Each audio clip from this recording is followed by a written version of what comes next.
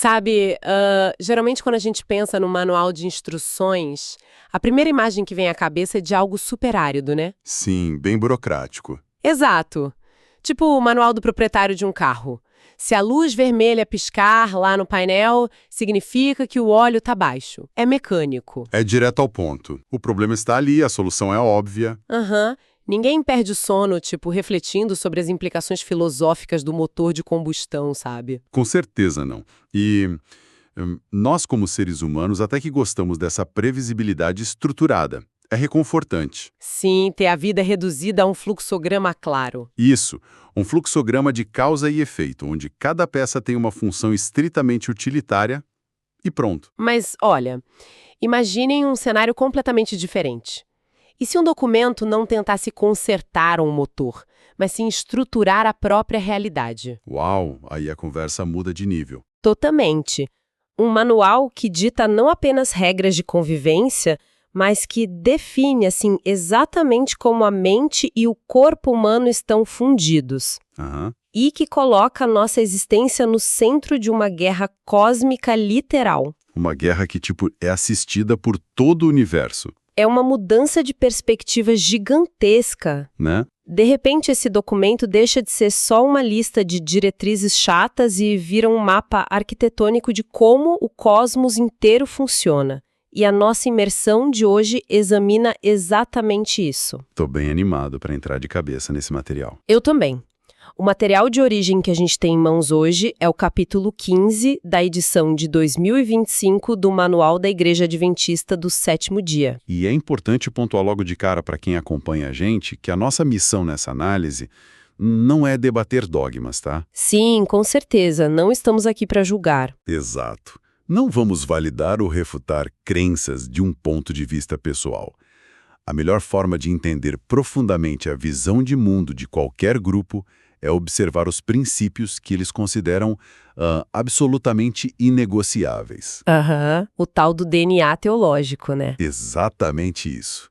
O objetivo é extrair e compreender esse DNA através das suas 28 crenças fundamentais. Vamos explorar como essas crenças não só organizam uma igreja, mas moldam a lente pela qual milhões de membros ao redor do globo enxergam tudo. Tudo mesmo, desde a origem do universo até o fim dos tempos. É uma visão de mundo completa. Ok, então vamos desvendar isso, porque é muito raro a gente ter acesso a um documento tão incrivelmente detalhado. É um vislumbre fascinante da estrutura mental de uma comunidade inteira. Sem dúvida. E, para entender qualquer sistema de crenças complexo, a primeira parada obrigatória é saber de onde a informação vem. Tipo, qual é a autoridade máxima deles? Essa é a pergunta fundamental. Pelo que um manual descreve logo nas primeiras sessões, as escrituras sagradas, o Antigo e o Novo Testamentos, são estabelecidas como a revelação infalível. A regra única de fé e prática. Isso. E a visão sobre a divindade é estritamente trinitariana, né? Pai, Filho e Espírito Santo. Perfeito. Então, usando uma analogia tecnológica aqui, a Bíblia é vista literalmente como o código-fonte intocável. Tipo, nenhuma atualização humana ou tradição posterior pode sobrescrever esse sistema operacional básico. Olha, o conceito de código-fonte é um ótimo ponto de partida. Mas eu faria uma ressalva importante, baseada no próprio texto. Qual ressalva? O que é realmente fascinante aqui é que o documento rejeita explicitamente a ideia de que a Bíblia é só um código estático, um livro de regras preso no passado. Ah, então não é algo morto. Não, de jeito nenhum. O manual afirma que as escrituras são o padrão de caráter, a prova da experiência e o revelador definitivo de doutrinas. Não tem espaço para dogmas paralelos. Faz sentido. Mas quando olhamos para a forma como eles descrevem a Trindade, vemos essas três pessoas coeternas como agentes superativos hoje. O Filho, por exemplo, não é visto só como um mestre moral lá da antiguidade. Certo. O texto detalha que ele se encarnou, viveu a tentação, morreu de forma substitutiva e agora ministra ativamente. E sobre o Espírito Santo? Porque, em muitas tradições, o Espírito Santo é meio que diluído numa espécie de energia mística, né? Sim, uma força impessoal. É quase como a força em Star Wars, que flui através das coisas e tal. Pois é, mas o manual corta essa ideia pela raiz. O texto é bem categórico ao afirmar que o Espírito Santo é uma pessoa, com personalidade própria tanto quanto o Pai e o Filho. Sério? Então não é só uma emanação. Não, ele desempenhou uma parte ativa na criação e é ele quem atrai e convence os seres humanos. Então, voltando à sua analogia, aquele código-fonte não foi apenas ditado e abandonado. Ah, entendi. Ele foi inspirado por essa pessoa divina que continua atuando. Exato. Continua atuando na comunidade para guiar a compreensão dessa mesma verdade. É um sistema que se autorregula por meio dessa presença constante. Nossa, isso é muito interessante. Entendendo então quem criou as regras e como elas são mantidas, a próxima questão lógica tem que ser a perspectiva deles sobre a origem e a natureza humana. Que é onde as coisas começam a ficar bem singulares. O documento defende uma criação literal e recente, de 6 dias, com o sábado estabelecido desde o Éden como um memorial desse ato. Mas a descrição do ser humano é onde a teologia ganha uns contornos muito particulares. O manual descreve a humanidade não como almas imortais presas num corpo de carne. Não mesmo. Eles usam a expressão unidade indivisível de corpo, mente e espírito. Pera, uma unidade indivisível. Isso significa a rejeição total daquele conceito do fantasma dentro da máquina? Total e absoluta. Então, corpo e espírito não são separados. Não operam como um hardware e um software independentes que só dividem o mesmo espaço por um tempo. Essa é, sem dúvida, uma das visões que mais definem essa teologia. E a sua analogia do hardware e software precisa de um pequeno ajuste aqui. Opa, ajusta aí para mim. Na visão grega clássica, que acabou influenciando muito o pensamento ocidental, o corpo é visto meio que como uma prisão, uma casca material temporária. Sim, e a alma é a essência pura que depois se liberta, né? Isso, mas este manual rejeita esse dualismo de frente. Como o ser humano é descrito como uma unidade indivisível, que depende do sopro do Criador para existir, não existe uma alma consciente que sobreviva fora da biologia. Uau! Então, se o hardware desliga... O software não faz backup para uma nuvem consciente no céu. Ele simplesmente cessa de funcionar. Corpo, mente e espírito são fios entrelaçados da mesma corda. O que afeta a biologia afeta intrinsecamente a espiritualidade e vice-versa. Nossa, essa fusão completa muda tudo. Tudo mesmo. E pelo que eu li, essa unidade biológica e espiritual não existe num jardim pacífico e tranquilo. Bem longe disso. Pano de fundo de absolutamente tudo para eles. Sim, a ideia salta aos olhos. Não se trata apenas da historinha de indivíduos tentando ter um bom comportamento moral na Terra. É uma narrativa épica, uma batalha cósmica entre Cristo e Satanás. Que começou no céu, aliás. Exato, com a rebelião de um anjo, e aí, por causa da queda humana, transformou o nosso planeta na linha de frente dessa guerra universal. É uma perspectiva que, se você parar para pensar, confere um peso colossal à existência humana diária. Uma dignidade inusitada até. Como assim? Sob a lente desse grande conflito, a Terra deixa de ser só um pálido ponto azul esquecido na periferia do espaço sideral. O nosso mundo se torna um teatro cósmico. Um teatro cósmico. Uau! O manual sugere que todo o universo criado, seres de outros mundos, anjos, está observando o desdobramento da nossa história. E não é por entretenimento, né? De jeito nenhum.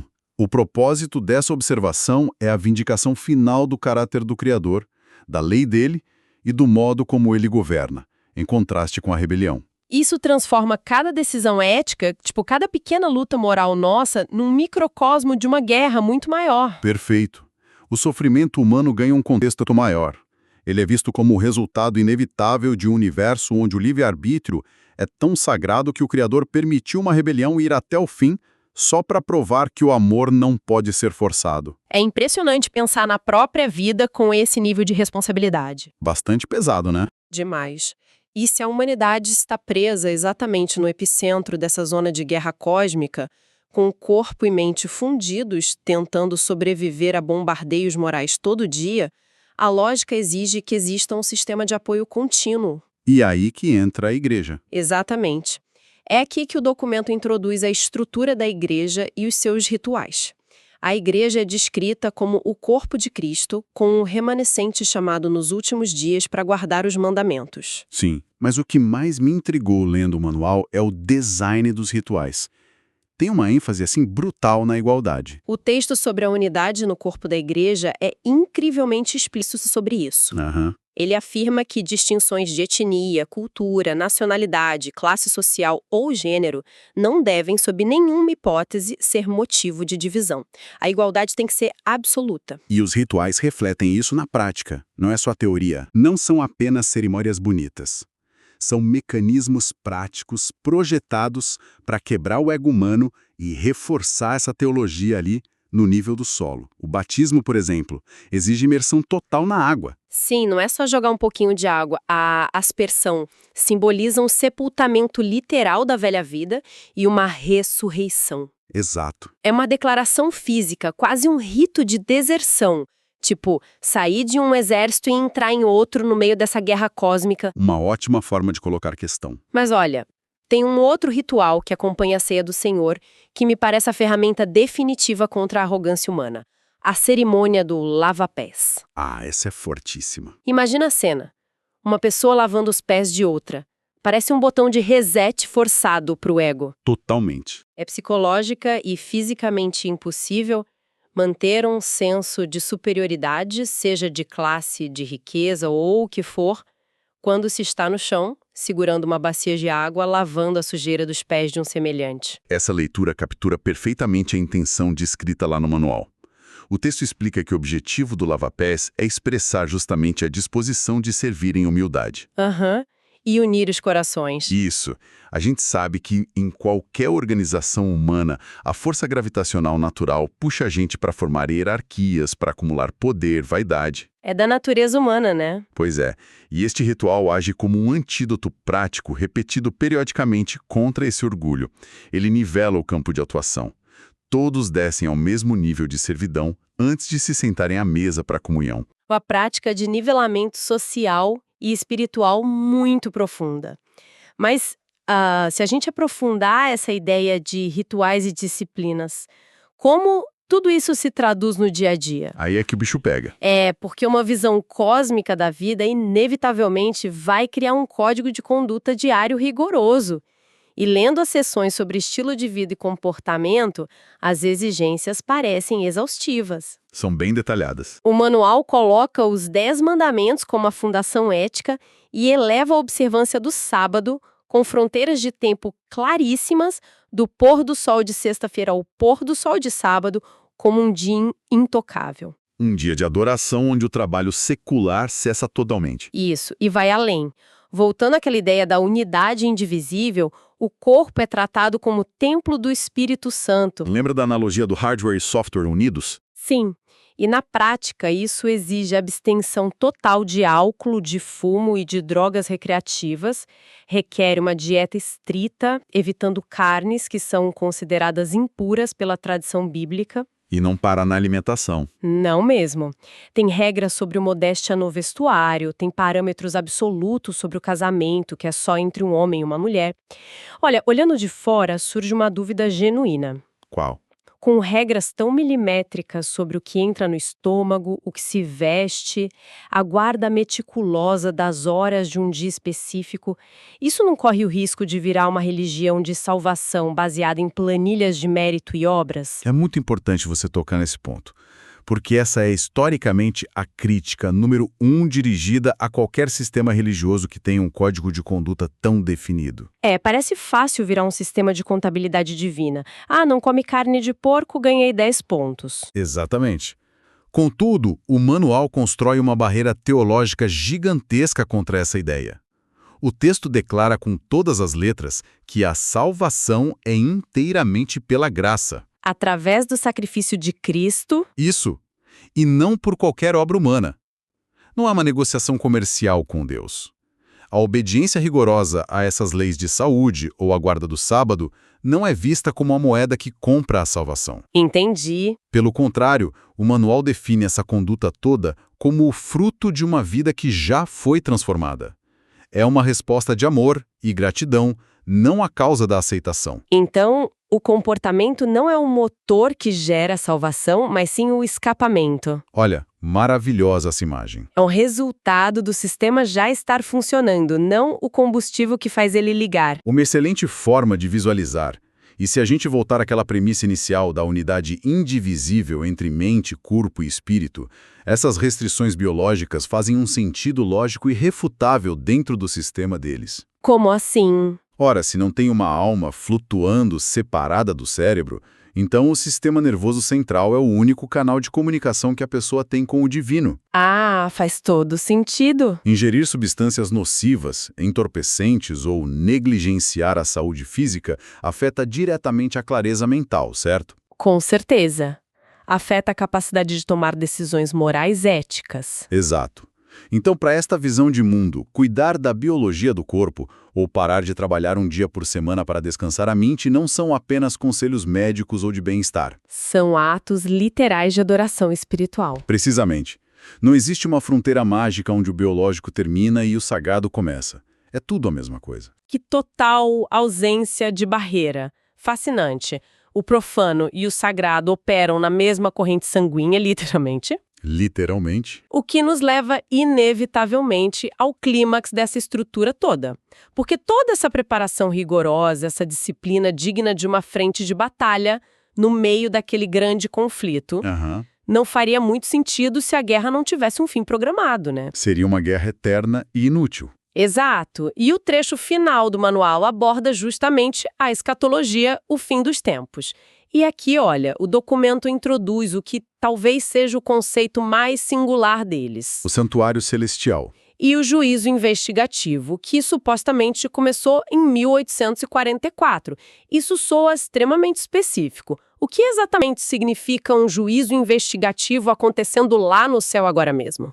Esse é o núcleo do DNA teológico que diferencia esse grupo de praticamente qualquer outra tradição cristã hoje. Aquele sistema histórico lá de Israel tinha o sacrifício diário, mas uma vez por ano ocorria o dia da expiação. O Yom Kippur, né? Isso, que purificava simbolicamente o santuário terrestre de todos os pecados acumulados do povo. O documento transpõe essa tipologia para o âmbito cósmico. Certo. A crença dita que existe um santuário literal no céu e que a partir de 1844, que é uma data calculada com base em profecias complexas do livro de Daniel, Cristo entrou na fase final de purificação desse santuário celestial. Uma espécie de auditoria cósmica? Exatamente isso. E o detalhe crucial. O objetivo dessa auditoria não é informar a Deus quem está salvo. Porque ele já sabe de tudo. Ele é onisciente. Claro. O objetivo é abrir os registros diante dos anjos e do universo não caído. Lembra da plateia cósmica? Lembro. Então é a fase burocrática e moral que prova a justiça e a transparência do Criador em salvar a humanidade. E isso acontece antes da intervenção física na Terra. Perfeito. Uma auditoria de transparência antes do fechamento da conta. Isso prepara o terreno perfeitamente para essa intervenção física, que é a segunda vinda. O manual descreve isso de forma super categórica como um evento literal, visível e universal. Não é um arrebatamento secreto ou uma sensação espiritual no coração.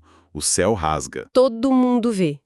Mas o que acontece no momento desse evento me faz voltar direto à nossa conversa sobre a mortalidade da alma. A questão da ressurreição. Sim.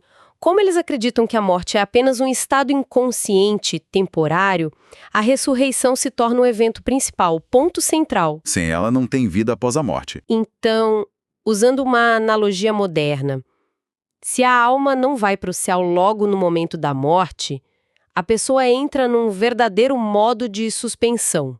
Tipo um sleep mode do computador. Essa analogia é muito boa. Um estado onde o tempo simplesmente não existe para a consciência dela, até que o sistema seja religado. É bem ilustrativa. Embora, claro, diferente de um computador que qualquer pessoa pode religar na tomada, a teologia deles insiste que apenas a intervenção direta do doador da vida pode realizar esse reboot cósmico. Faz sentido. E o mais doido é que, sob essa ótica, a pessoa que faleceu 1000 anos atrás e a pessoa que faleceu ontem vão acordar no mesmíssimo instante perceptivo. Para a consciência delas, o tempo não passou. É como piscar o olho. Você morre e já acorda vendo o céu se abrir. Exatamente. E logo após esse evento da segunda vinda, o manual introduz a crença sobre o milênio. Os famosos 1000 anos. Isso. Este é o período em que a Terra sofre uma reviravolta dramática. Os salvos são ressuscitados e levados ao céu. E a Terra? Vira um paraíso logo de cara? Não, de jeito nenhum. A Terra se transforma numa zona de desolação total, completamente desprovida de vida humana. Uma quarentena planetária. Tipo, um cenário pós-apocalíptico onde a Terra fica vazia, só com o arqui-inimigo Satanás preso no meio das ruínas do próprio império dele. Exatamente isso. O planeta atua como uma prisão de contenção máxima. Durante 1000 anos, os salvos estão lá no céu. Fazendo o quê? Participando de uma fase final de julgamento, entendendo por que certas pessoas não estão lá. Novamente, o foco na transparência divina. Deus não esconde as razões de ninguém. E enquanto isso, Satanás fica aqui? Sim, forçado a vagar por um mundo destruído, contemplando as consequências da rebelião dele, sem ter absolutamente ninguém para tentar ou enganar. É um período prolongado de encerramento emocional e judicial para todo o universo, antes da limpeza final. Um verdadeiro fechamento de ciclo. E essa limpeza final, como é que ocorre a erradicação do mal? Porque muitas tradições cristãs falam sobre um inferno de tortura contínua, né? Onde o sofrimento se perpetua para sempre, por toda a eternidade. É o famoso fogo do inferno eterno. Mas um manual adventista é radicalmente diferente nesse aspecto. A crença dita que, após esses 1000 anos de quarentena, a cidade santa desce para a terra. Ok. Os ímpios são ressuscitados para enfrentar a justiça final, reconhecerem que Deus foi justo, e então o fogo consome tudo. E a palavra-chave aqui é consumir. Consumir. Eles rejeitam inteiramente a ideia de um inferno de tormento eterno. Completamente. Para eles, seria ilógico e cruel.